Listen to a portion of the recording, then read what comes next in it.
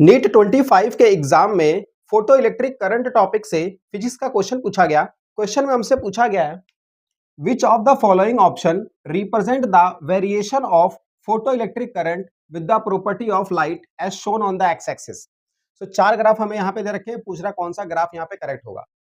So first graph अगर देखते हैं तो यहाँ पे जो फोटो इलेक्ट्रिक करंट है वो directly proportional intensity of light के।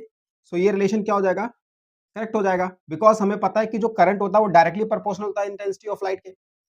बी ऑप्शन को चेक करते हैं, यहाँ पे फोटो इलेक्ट्रिक करंट है ये कांस्टेंट है विद इंटेंसिटी ऑफ लाइट, तो ये ऑप्शन रॉन्ग हो जाएगा बिकॉज फोटो इलेक्ट्रिक करंट जो होता है वो डायरेक्टली प्रोपोर्शनल होता है इंटेंसिटी ऑफ लाइट के। सी ऑप्शन को चेक करते हैं, यहाँ पे photo electric current directly proportional है फ्रीक्वेंसी ऑफ लाइट के, एंड फ्रीक्वेंसी ऑफ लाइट का मतलब होता है एनर्जी, एंड एनर्जी पे का करंट के साथ कोई रिलेशन नहीं है, इस पे डिपेंड नहीं करता है, तो ये ग्राफ रॉन्ग हो जाएगा। डी ऑप्शन को चेक करते हैं, फोटो इलेक्ट्रिक करंट यहाँ पे फ्रीक्वेंसी ऑफ लाइट के बीच का रिलेशन दे रखा है, सो ये ऑप्शन भी रॉन्ग हो जाएगा बिकॉज अगर यहाँ पे स्टॉपिंग पोटेंशियल होता तो ये हो जाता हमारा थ्रेशोल्ड फ्रीक्वेंसी, तो उस केस में ये ग्राफ करेक्ट हो जाता।